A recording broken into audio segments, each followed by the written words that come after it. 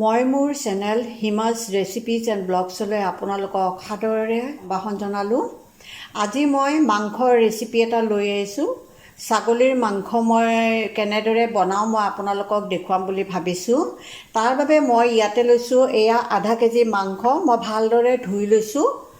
আনহাতে ইয়াতে পিঁয়াজ 3টা মই সৰু সৰুকৈ কুটি লৈছোঁ, আলু লৈছোঁ আৰু আলু এটা লৈছোঁ মই, আৰু আদা নহৰুৰ পেষ্ট প্ৰায় সৰু চামুচেদি 3 চামুচমান হ'ব। নহৰু বেছিকৈ দিছোঁ, আদা অলপ কমাই দিছোঁ।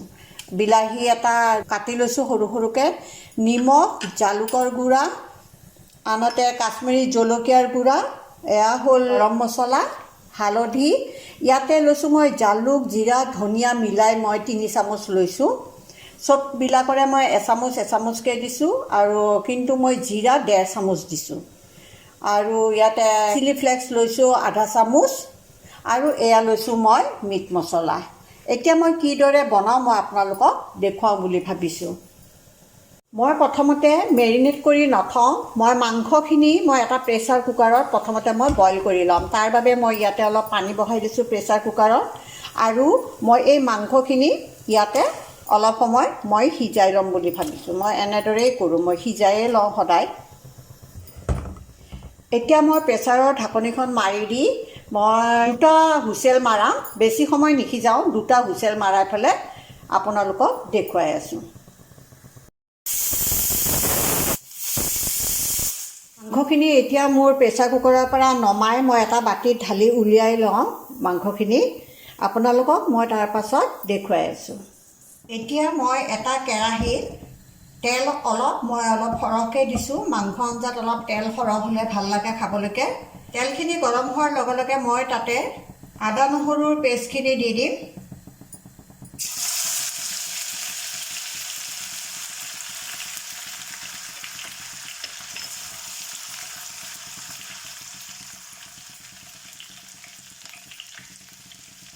এই তেজপাত 3টা আৰু শুকান জলকীয়া 2টা দি দিছোঁ।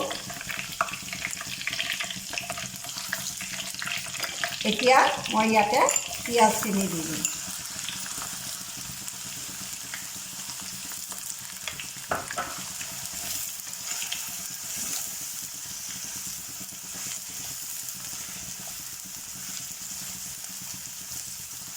পিঁয়াজ, আদা, নহৰু এইখিনি অলপমান কেঁচা কেঁচা ভাতটো যাবলৈ লাগিব।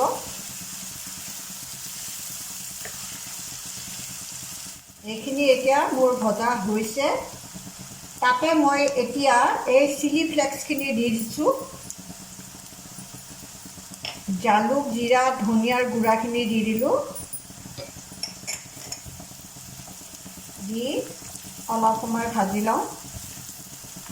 তাৰে পাছতে ইয়াতে অকণমান মই মিট মছলা লৈছোঁ। মই মিট মছলা বৰ এটা ইউজ নকৰোঁ তেনেকৈ।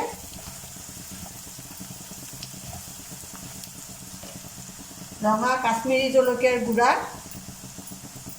দি দিলোঁ।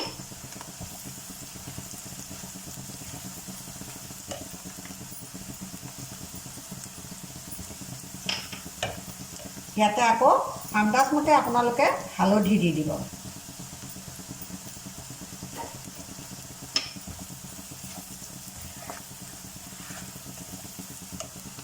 এতিয়া ইয়াতে মই বিলাহীখিনি দি দিছোঁ। এটা সৰু বিলাহী লৈছিলোঁ, এইটো দি দিছোঁ।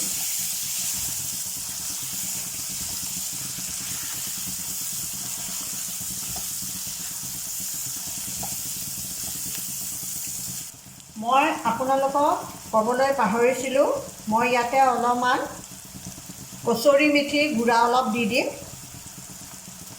এইটো ক'ব পাহৰিছিলোঁ। আৰু দৈ এচামুচ দি দিম।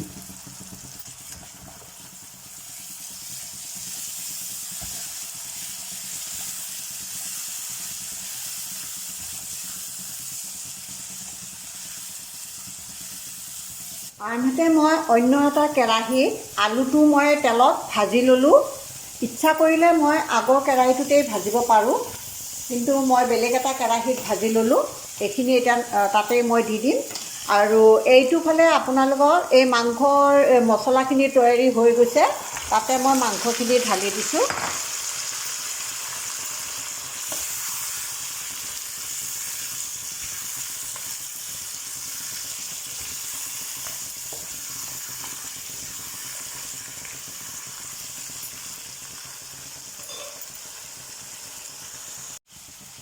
আৰু ইয়াতেই মই এতিয়া আলুখিনিও মাংসখিনিৰ লগত দি দিম।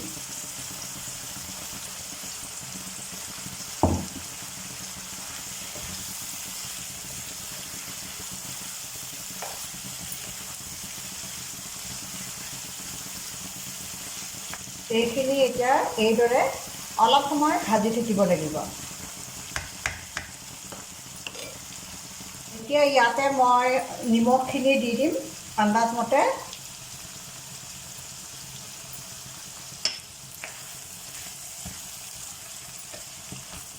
আৰু গৰম মছলাখিনি দি দিম।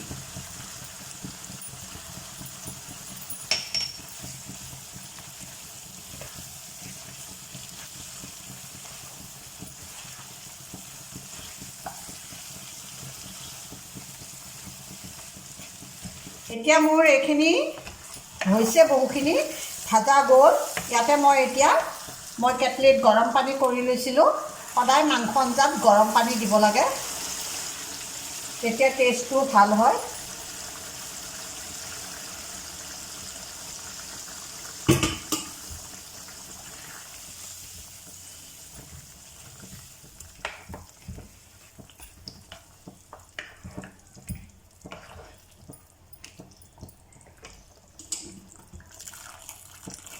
মই অলপ পানী বেছিকৈ দিছোঁ সিজিবৰ কাৰণে।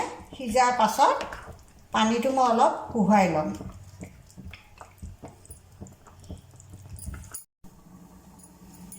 এতিয়া মোৰ হৈছেনে নাই মই চাওঁ। মই ঢাকনি মাৰি দি পেলাই সিজিবলৈকে দিছিলোঁ।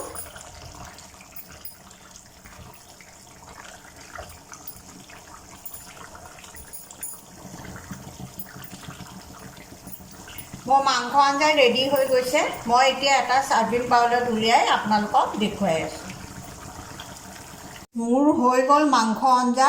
মই ধুনীয়াকৈ এইখন বনালোঁ। দেখাটো টেষ্টি হৈছে, আপোনালোকৰো ভাল লাগিব। মই বনোৱাৰ দৰে আপোনালোকেও তেনেকৈ কচুৰি মেথি, দৈ এইদৰে দি পেলাই বনাই পেলাই খাই চাবচোন, বিৰাটেই টেষ্টি লাগে। মই সিজায়ে লওঁ, গতিকে আপোনালোকেও তেনেকৈ কৰি পেলাই চাব।